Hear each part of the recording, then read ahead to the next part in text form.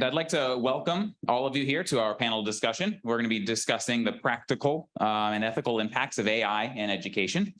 My name is Nathan Kroc, and I'm going to be the moderator for this discussion. I'm thrilled to be joined by our esteemed panelists here. So immediately to my left here, we have Randolph Langley. He's a computer science professor with an MS in computer science from FSU in 1996. Professor Langley has closely followed the rapid development of AI technologies, and he lectures on its potential impact on numerous aspects of society. In particular, he'll offer insights into the role of ethics in machine learning and its impact in education to help us better understand what that's going to look like. To his left is Shuyuan Ho. He's a trusted CI fellow at the National Science Foundation for Cybersecurity Center of Excellence. She has her PhD in Information Science and Technology from Syracuse University. Her research focuses on trusted human-computer interactions, specifically addressing issues of cyber insider threats and computer-mediated deception. She will discuss how machine learning can be used to enhance cybersecurity and to detect deep fakes. In fact, she has a demonstration live on the CCI website called Veracity. You're encouraged to go check it out. And then to her left, we have Rick Burnett, is a leader in data-informed student success at FSU for the past 20 years. He's Associate Provost for Strategy and Analytics and Strategic Planning and Institutional Data Administrator. He recently completed a 2-year tenureship as the interim CIO at FSU. So he's accredited with bringing CRM and enterprise business intelligence to the university, and he frequently speaks on data governance. So he'll be sharing insights on how machine learning is transforming student success at FSU, as well as potential administrative considerations that will be faced as these new technologies are adopted. All right, so I'd like to open the discussion with kind of a general question, kind of forward thinking. So we're all familiar with GPT-4, ChatGPT, and these technologies. These are the first of their kind. Right, they're going to improve very quickly, and they're going to be used rampantly throughout education and everywhere else. So, with a focus on education, thinking of these tools transforming the landscape of education in the next 5 to 10 years, how do you envision these transformations? What do they look like in particular here at FSU, and what steps should be taken for us to prepare for these changes? So I'd like to start off with Dr. Shuyuan Ho. Oh, you were on. No, push it. Right now? Okay, good. Hello, thank you for having me here. And I think for this question, I wanted to say that the school and universities will start using ChatGPT as integrating ChatGPT as part of the curriculum. Because we cannot really forcefully avoid the technology. The technology is right there. And just like calculators, we were talking about calculators, when it was invented, it kind of substitutes people's ability to calculate, but gradually it became necessary. People's ability rise up from the technology. So they need to be able to master the technology and learn about it. And but learning about working with AI, it is like a chess game. You know about it and you rise above it, right? So we know that students might be able to reference information from ChatGPTs. So in a way, that's how professors in education system, how we evaluate what is the knowledge, core knowledge that students have learned from this course becomes different. So in a way that I would say that when we grade students' assignments, do we grade just based on their grammar, or do we grade based on more conceptual logic? Maybe think about this, paper submitted to you, but if there are some original ideas in the paper, but come to you with some bad grammar, is that better than a paper submitted to you, perfect in format and shape, but there is no original idea. So think about like in our educational systems and professors, we work and interact with students. Maybe some of the project assignments in terms of purely just based on the product, the output, maybe we should look at the other side. What is the process that students learn? What are the logical thinking that students can, learn from that and to be able to create their original thinking? So without a doubt, the benefits of AI are going to be very exciting. I'm curious, Mr. Langley, are there any adverse effects that we should be concerned about with its utilization in education here at FSU? Well, yes. So let me give you my experience. So this semester, I allowed my students on 2 essays to generate up to 15% of the content. And amusingly enough, the first essay, only a small percentage of the class, less than 1% of the class, elected to do so. But on the second, far more people decided, well, that seems like a convenient and interesting thing to do. So that's this year, 2023. But let's think back to 2018. In 2018, what did we see in this area? Not a great deal. We were seeing, as we talked about earlier, the GANs, the generative adversarial network. But what we're really trying to do, if we look at 5 years in the future, 10 years in the future, is to look at the acceleration of this. So at this point, I tell students you can generate up 15% of your content, and over a 2-month period, we went from an uptake of 1% to an uptake of about 20%. Well, I believe that uptake will be an expanding one, and I imagine that by next year, as a article that I was looking at recently called "AI is a False Prophet," students now use ChatGPT to do their homework for professors who perhaps rely on it to write their lectures. So I did do an experiment also this semester and last semester, generating slides for my class. So when in class, I went to one of these generators, and it's called Slide GPT. And Slide GPT generated slides for my ethics class. And it did a perfectly good job at this. It didn't do a poor job, but then again, there are a lot of ethics classes here in the United States, and it had a lot to draw upon. Extrapolating this, however, one begins to wonder, what is the role of the human in 5 or 10 years? What is the role of a person in 5 or 10 years? Is there a necessity to have a person called a professor standing in front of the class? If not 5 years, how about 10 years? If we're seeing that sort of acceleration. And remember that with our ability to generate entertaining AI, and that's one of the strongest aspects of all of this, is the ability to treat AI as a novelist, as a entertainment, is only growing stronger. As we saw earlier, the very interesting images that Keith Roberson showed us can be augmented. You can use those in your class, just as he augmented our presentation. And these can be in the future, I'm sure, ones that would be illustrative of what is being discussed. But if the discussion is coming from an AI and the illustrations are coming from an AI, what value does the human bring to the process? That's a great follow-up, and that brings us really nicely into the next question here. So I'd like to point this one at you, Mr. Burnett. Unfortunately, sorry, you're up next here.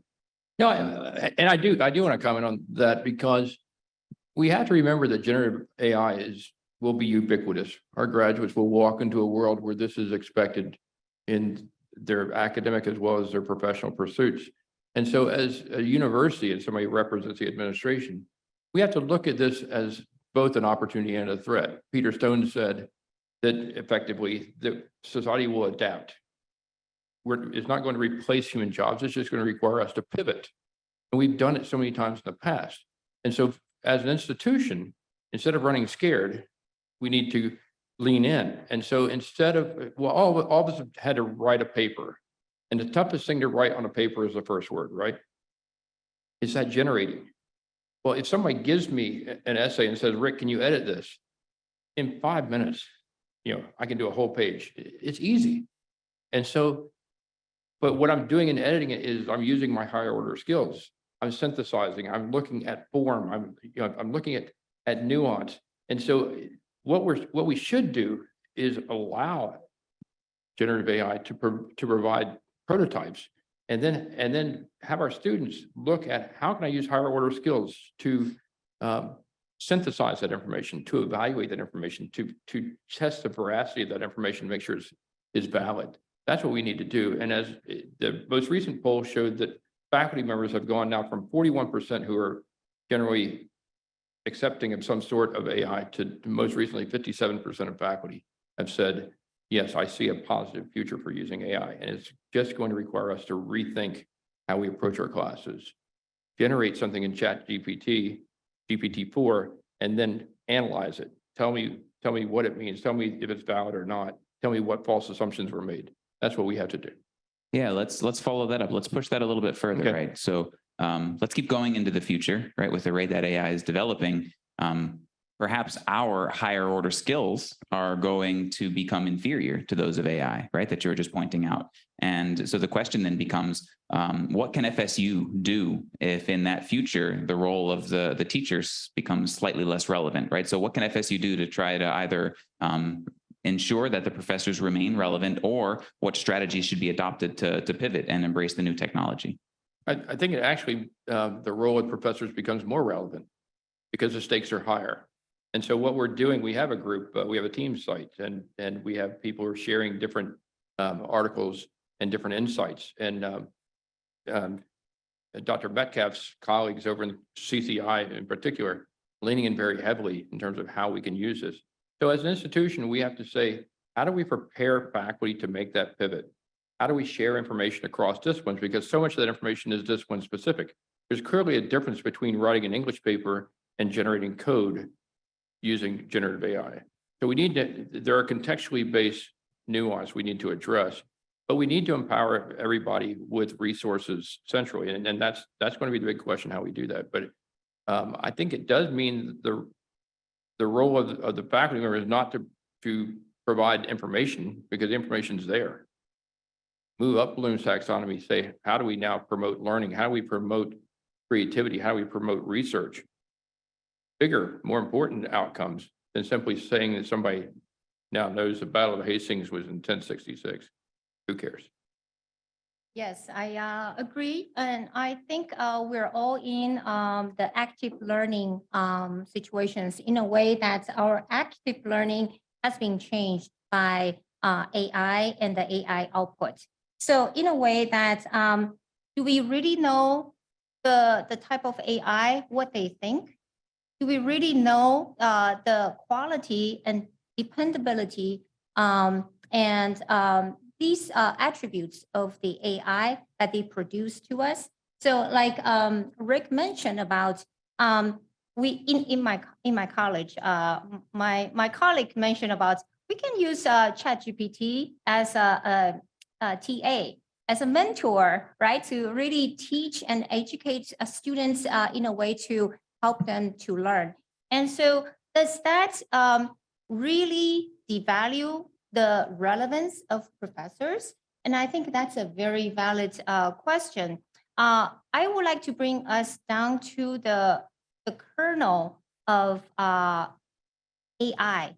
We should always remember AI is actually artificial.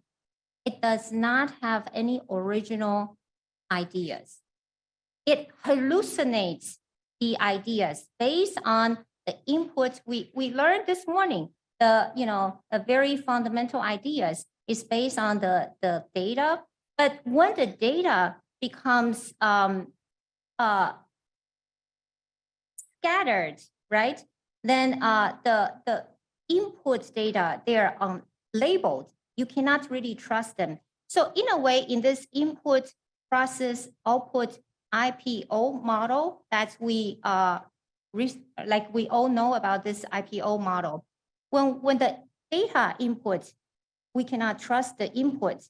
So it becomes garbage in, being processed by AI, and garbage out.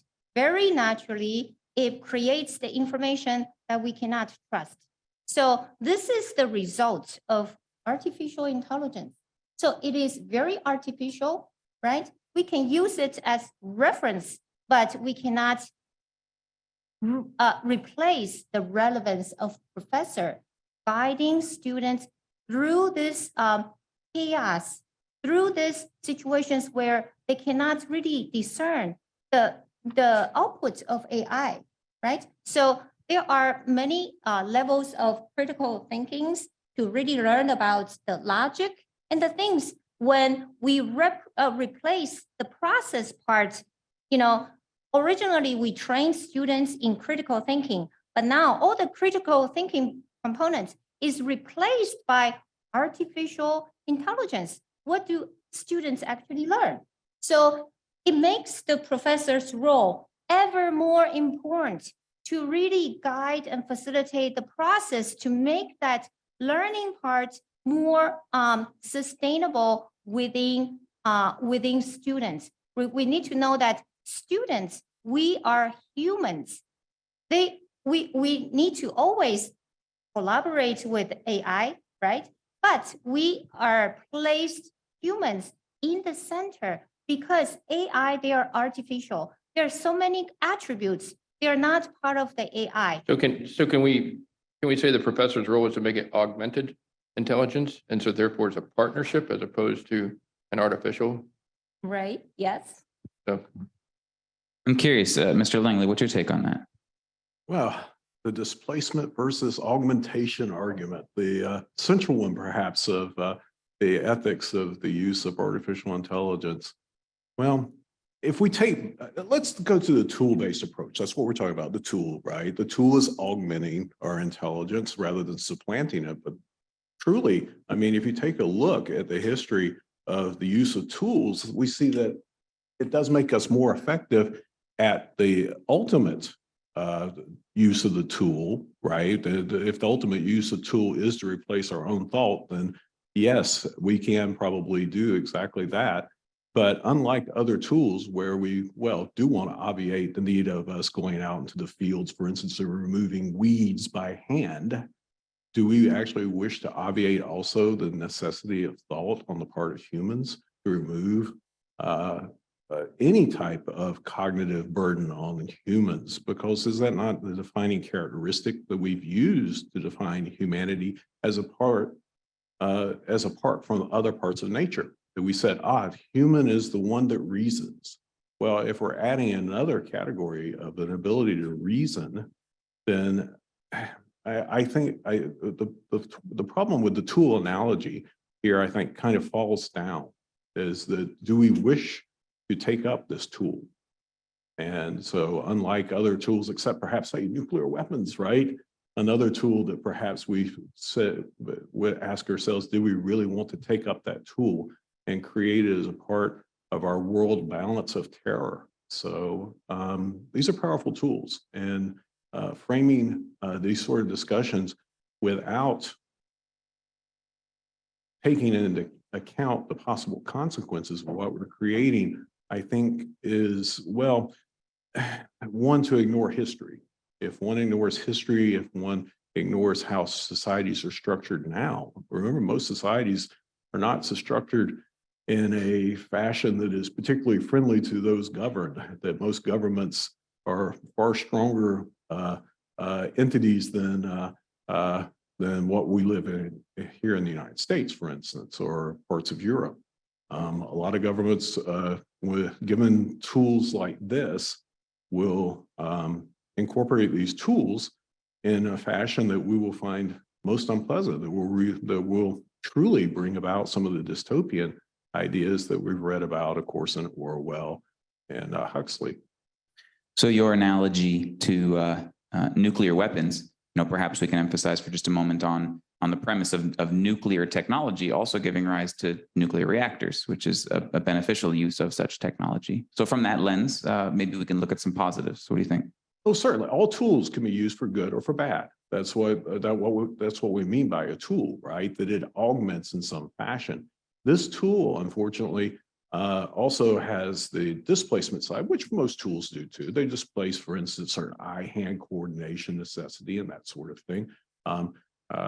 So, for instance, driving a tractor is a much more physical endeavor, or at least it was when I was a child, than driving a vehicle here in 2023. Driving a vehicle in 2023, I just kind of gently guided along with a tractor in 1975. It was a much more laborious effort. And so the nature of tools as an increasing augmenter often also has displacement activities too.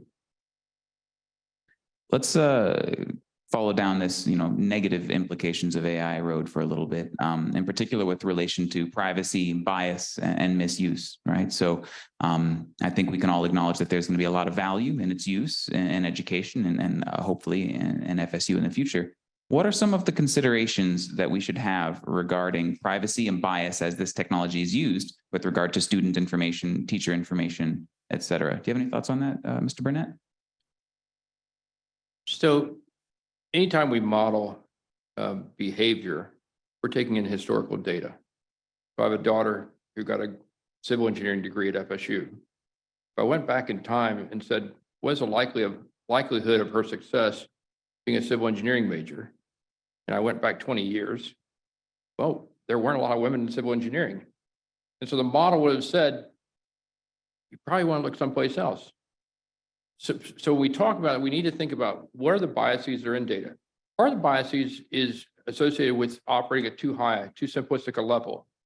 If you then say, well, success in civil engineering is a product of being good in mathematics, being good in physics, and being structured in terms of a structured thinker and organized, and then you compare that to my daughter, you'd say, oh, she'll be the top of her class.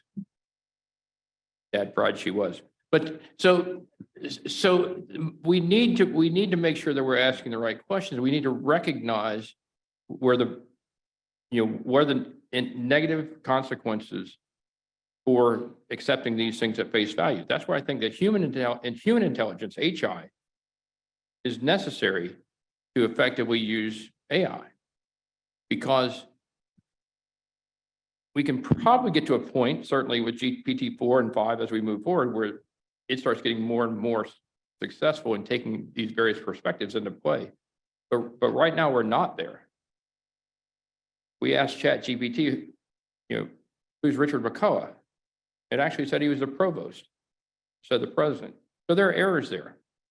We notice that immediately. So we also need to be certain too that when we talk about, you mentioned student success, we can know the most probabilistically high path for a student to take to get into med school or into law school or get that job in a certain industry.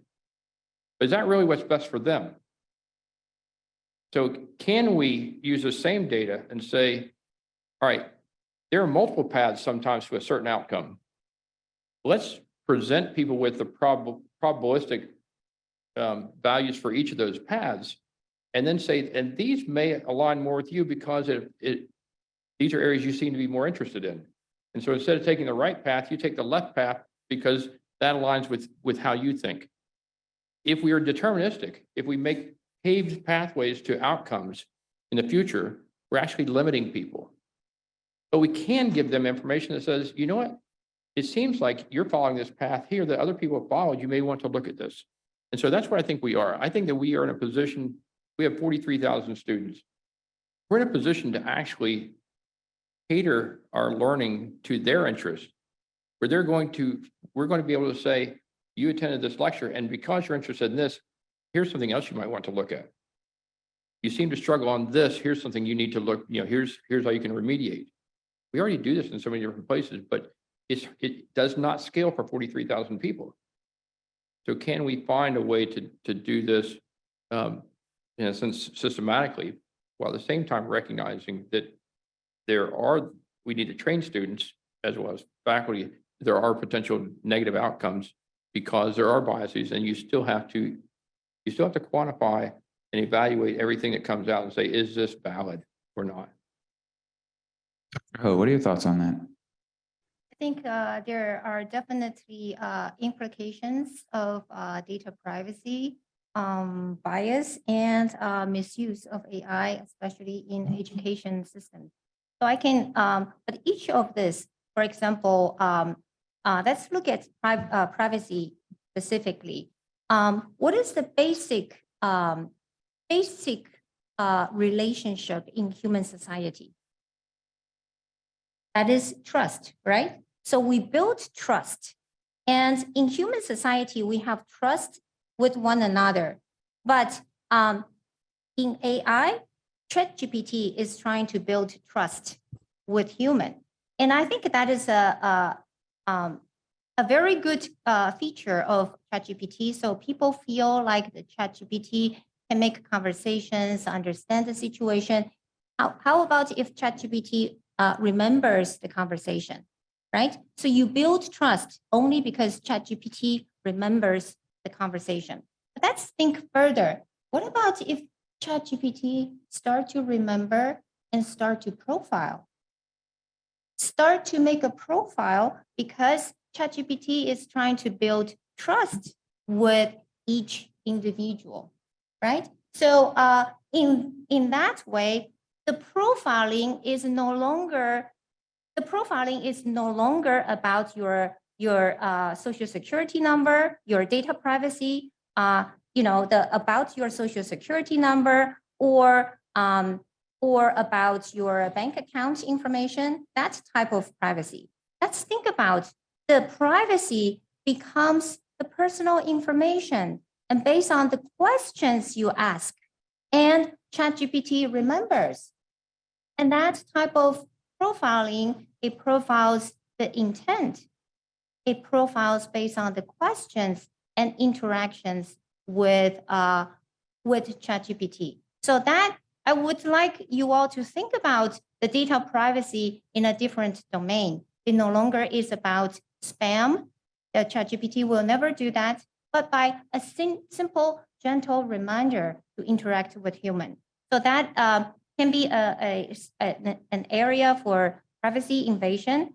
But and also Rick mentioned about the bias. There are we have already seen lots of biases, and produced a professor can be categorized as a criminal, right? And all these situations, and people use it for different references. We can use ChatGPT, but in a way not for fact checking. So how do we use AI becomes a very important question. I think we don't just learn how to learn the math, how to create the most applicable AI application, but we need to know how humans commonly use and adopt technology. As I think Randall just earlier mentioned about, it is not, technology itself, there is no problem with any technology. You can create, weapons and nuclear plants and this and that. Technology itself, there's no problem. AI itself, we just look at AI, there is no problem. The problem is with how it is being used. That adoption and used, if it's used by the wrong hand with wrong intent, then that is the bulk of the problem.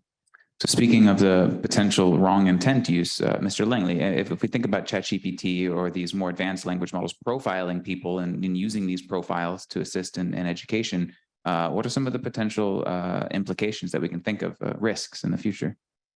Well, as you brought up, Jonathan Turley just found out. Professor Jonathan Turley is one of the most well-known legal minds in the country, and he was libeled by a a generative agent. I think it was ChatGPT, right? It's ChatGPT.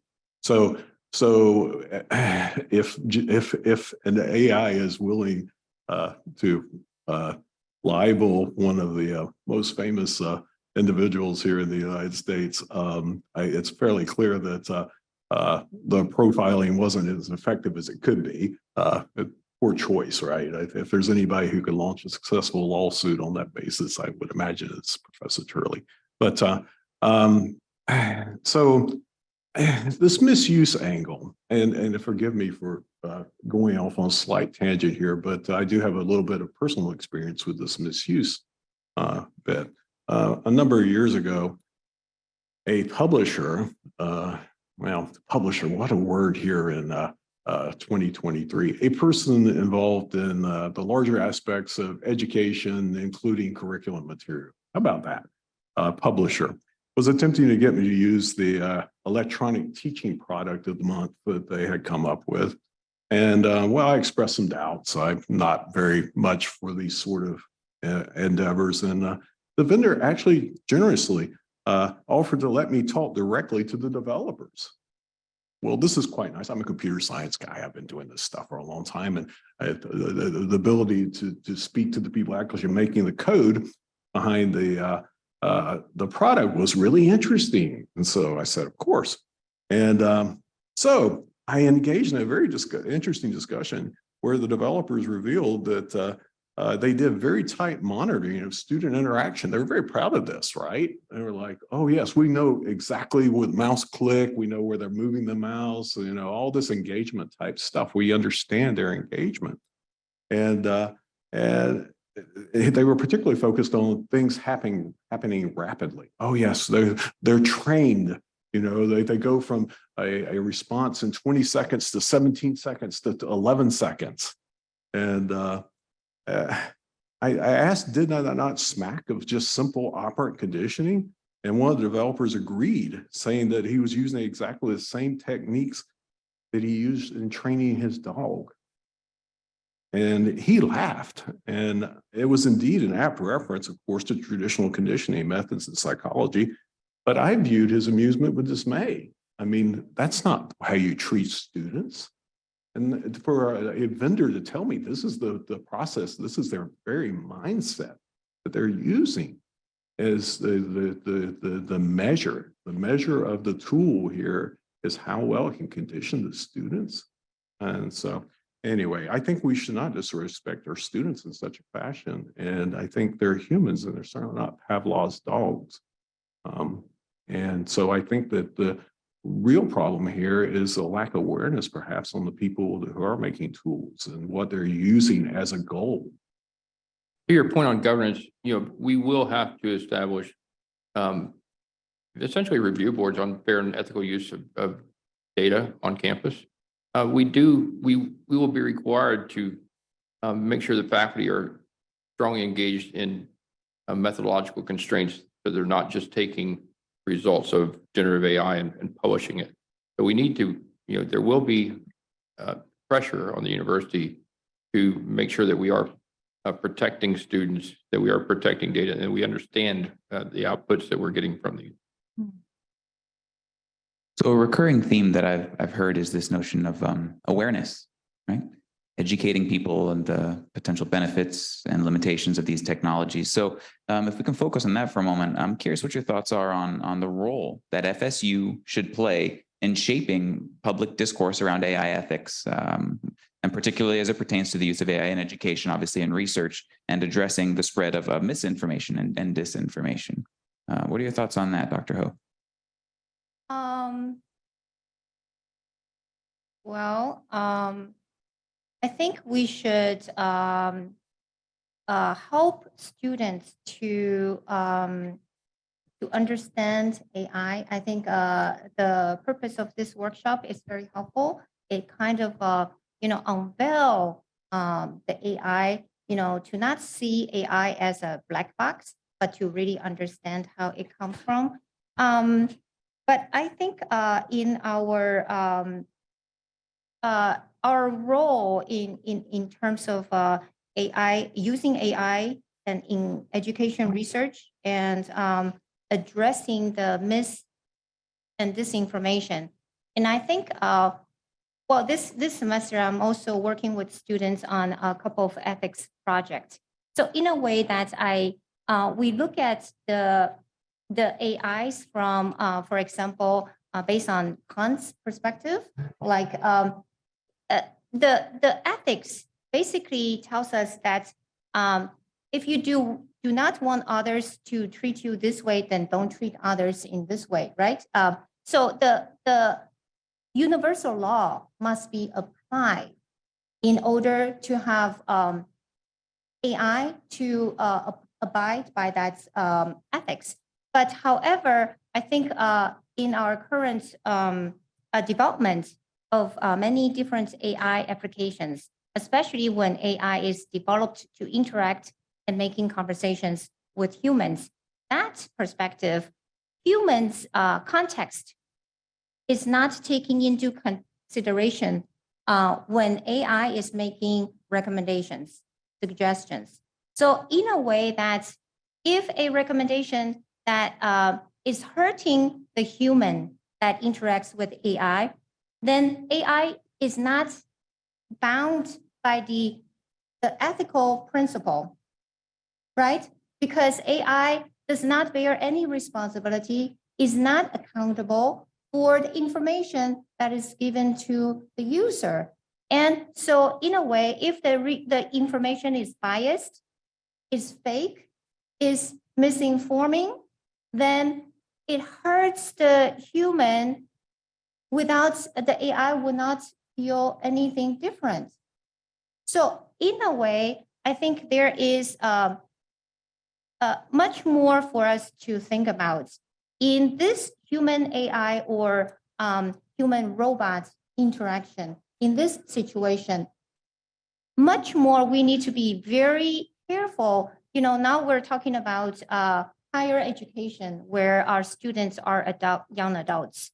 But this, we should really protect our middle school K-12 systems for them because they are not in a stage to discern information, right? Whether they're trustworthy or not. So in a way that these principles are not applied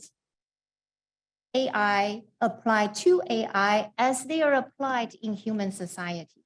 So in a way, humans are treated in a vulnerable situation. AI is an agent. They are designed to carry out agencies. They have agencies. If you tell them, please tell me the answer of 1 + 1, they are the agencies to tell you. But when 1 + 1 that is placed in a context, it may hurt the humans in a way that AI would not be able to understand. But I think the question is, what is FSU's role? And so we talk about FSU and what's unique about FSU. FSU has a great balance of strength across the entirety of higher education. So when I say that, I'm talking about the fine and performing arts, the humanities. We've got the College of Communication Information in here. Obviously, we're talking about medicine. We're talking about the data science program itself. We are in a position as an institution to serve the state of Florida, but we're also, as somebody who's responsible for the strategic plan, we're also charged in our 5th goal, 3rd initiative to provide best practices. And so when we talk about what's our role, this is an opportunity for FSU, for all of us to come together and to say, how can FSU drive a national discussion about the fair and ethical use? For years, as researchers, again, I'm an educational psychologist by training. And so I'm heavily steeped in methods and data. And so we denigrated data snooping. You had to have a theoretical assumption and then test the null hypothesis. That is the tradition in higher education. But now we have an opportunity, and we would make results based upon the data we could get a hold of at the time, which was very narrow. Now we have a chance to bring in tons of data and produce so many different calculations that I could spend an entire lifetime trying to do myself in a matter of minutes. And so we we have to flip and say, okay, we can accept that we have a new way to do it, but how do we make sure that it is methodologically sound? Do we come back behind that? Do we accept it at face value, or do we come back behind and verify that? What is that procedure? What does that procedure look like? How do we determine the best practices before we publish something that is supported by generative AI? You know, how do we protect, you talk K-12, how do we protect and how do we actually inform the state of Florida in terms of the positive uses as well as the concerns about AI in education and healthcare and all these other kind of things? That's what we should be thinking about as an institution, because we are a Research One university. We are an AAU aspirant. That's what we want to do. We want to provide best practices in that area. Let me, it's very important for FSU to drive these discussions. Let me ask you a slightly harder question. Where should FSU stop? Right? Where is the line to where the FSU's narrative needs to end and they need to sort of conform or embrace, you know, the general movement or consensus of the populace? Like, where do you see that line at? Well, I think Peter drew it out. You know, he had 12 different buckets. And so what was clear from what he said is this is not a problem that we should hold so tightly that we don't bring others into it. But we can be conceived as a catalyst for a specific vein of research or specific best practices. But this is a problem that's being addressed by universities around the country. If we look at it just as an FSU problem, you know, we're actually limiting ourselves. But if we want FSU to be recognized in leadership, we then empower other people to join us in the conversation. And we would have like a symposia on MLX 23 and invite people to come to it. So I think we can't stand alone to this. You know, we can't be so proud that we think it's just us, because then we're going to lose. We have to be a partner with a lot of other universities. Do you have any thoughts on that, Mr. Langley? Well, so I have a number of thoughts. I'm not sure that any of them are going to remedy the situation.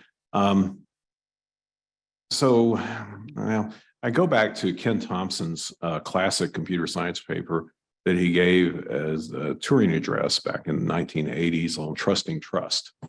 And I think that we keep bringing that issue up every time we talk about trusting any type of software, generative AI or compilers, as it was in that case.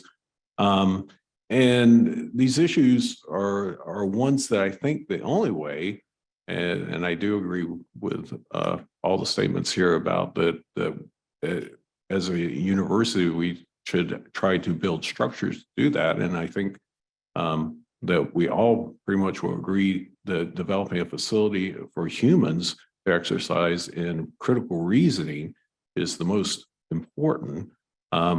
I do think that critical reasoning also needs to be informed by a strong knowledge of history. I think reasoning in the absence of historical knowledge often leads one astray.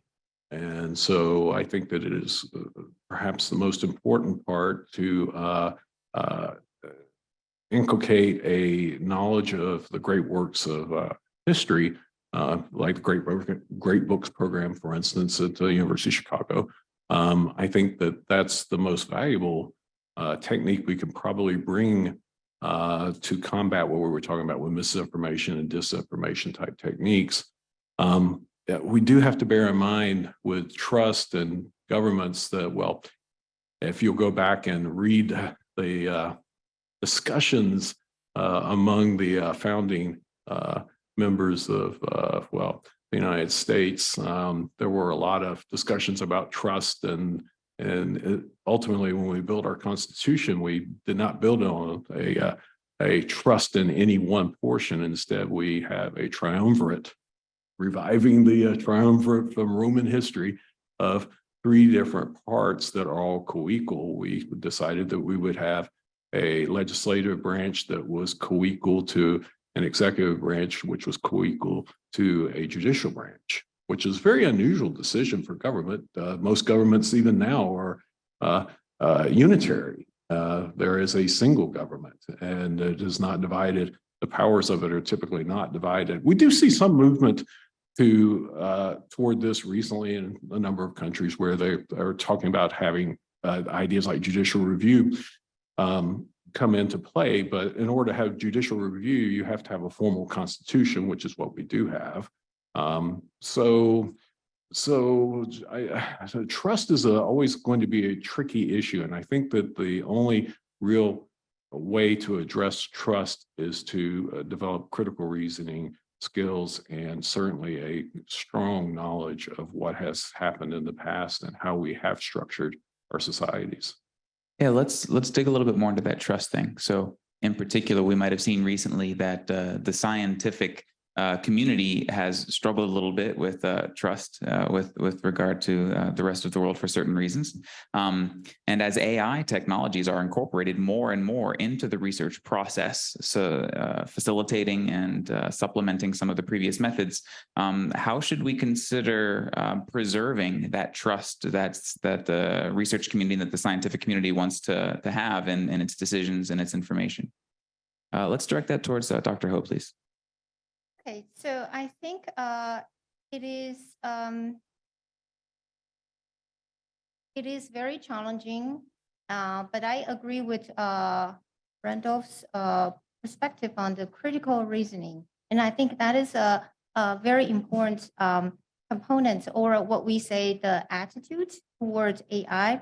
So we should have a bit of the hostility toward AI in a way that will that actually protects the society from misinformation, disinformation. So in a way, before we're able to trust, right, and adopt more of the technology, it is in a way that we need to validate the technology that will benefit our society. So earlier I was talking to my friends about the healthy cynicism. So in a way that we should have a type of attitude that really that is critical to the information we receive. That will bring up our, I think, our defense systems to really validate, to be able to verify the information we receive. So in a way that if we keep, like in our classroom, in our research group environment, we keep that active learning, critical thinking, and in a way that we are able to criticize the output of the AI and to be able to learn from that and do not always completely trust the output from the AI without any understanding. So I think that is a critical reasoning is a great attitude. What are your thoughts on that, Mr. Burnett?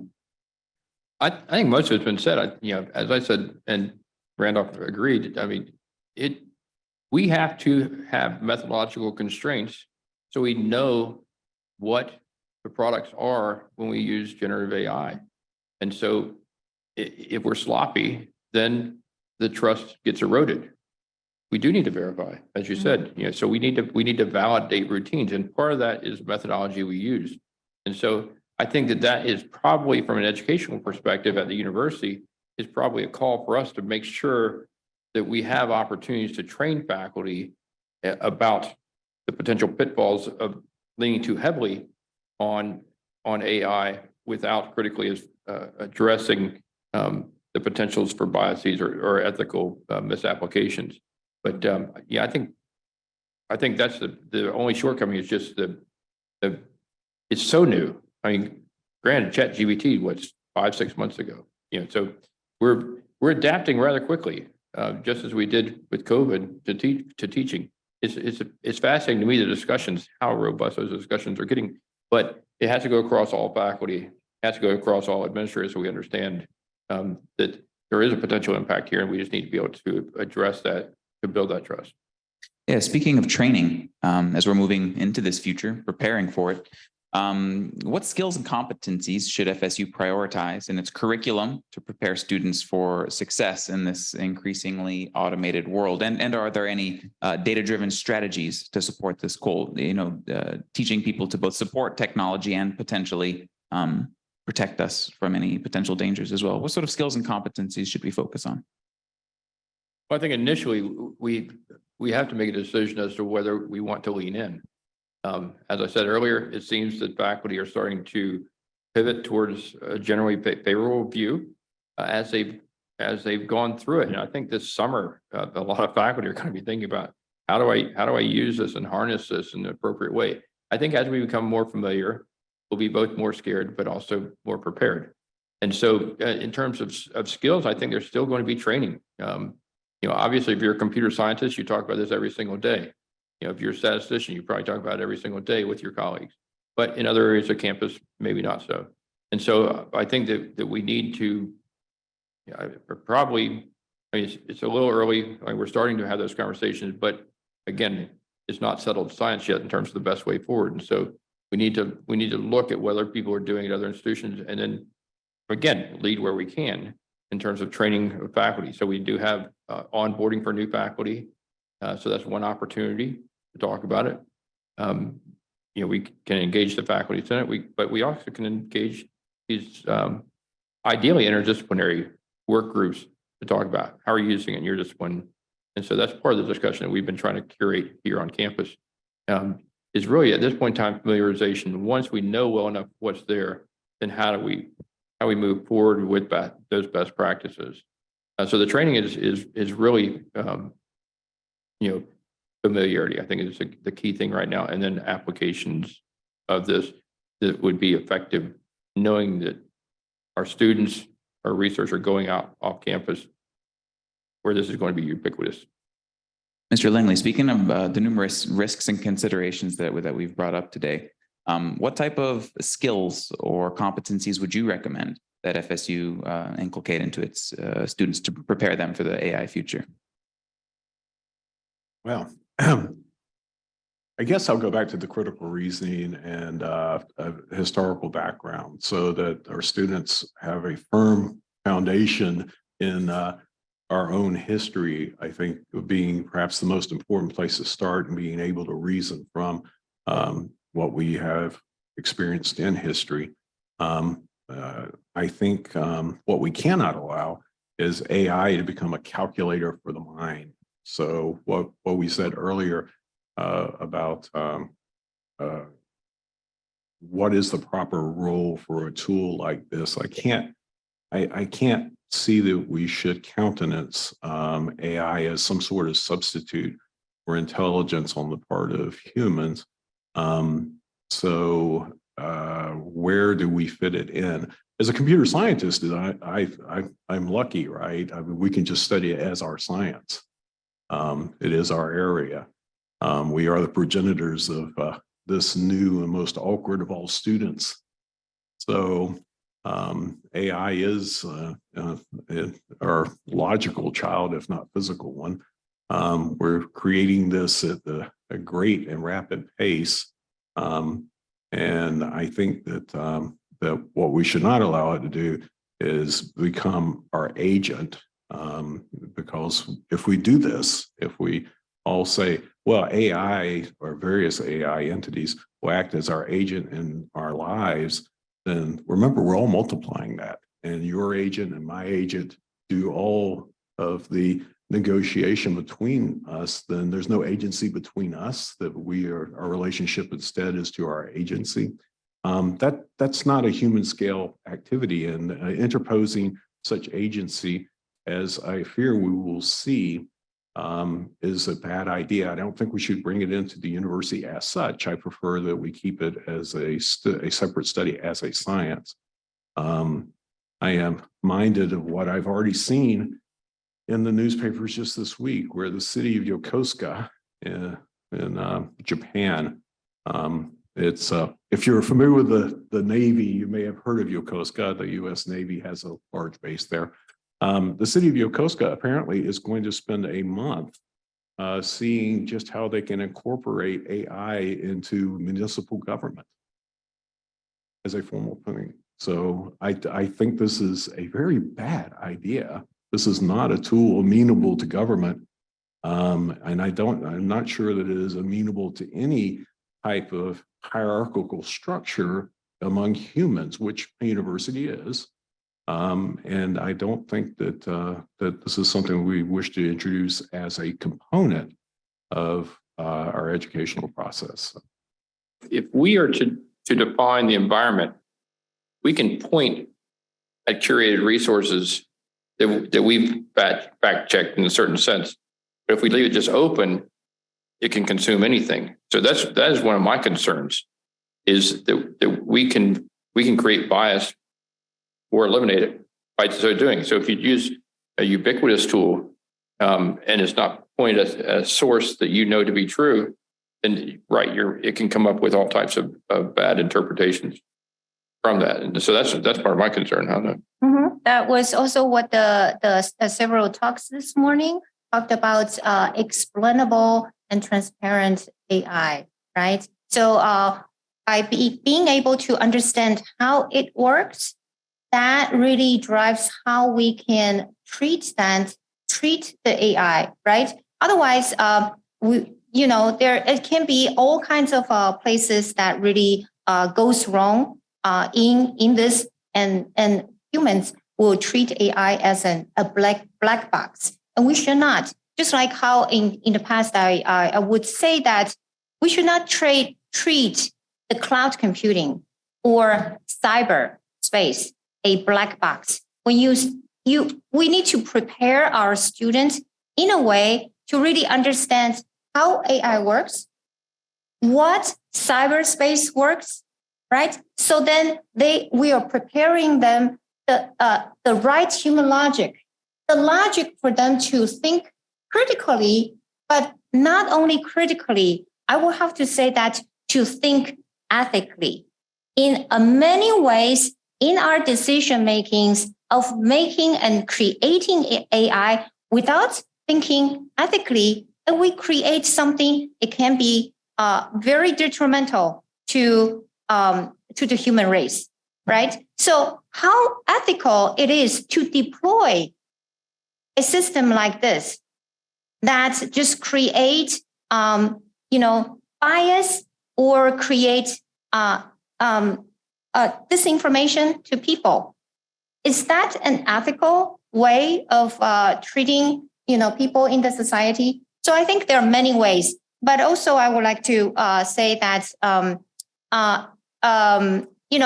to really help students understand how process work, that troubleshooting, problem solving is really important. So they can, instead of looking at AI or anything as a black box, you ask them, how does it work? Can you please explain it? They can't. They just say, well, that's the output I got. So the critical thinking part needs to be incorporated in every class in the university.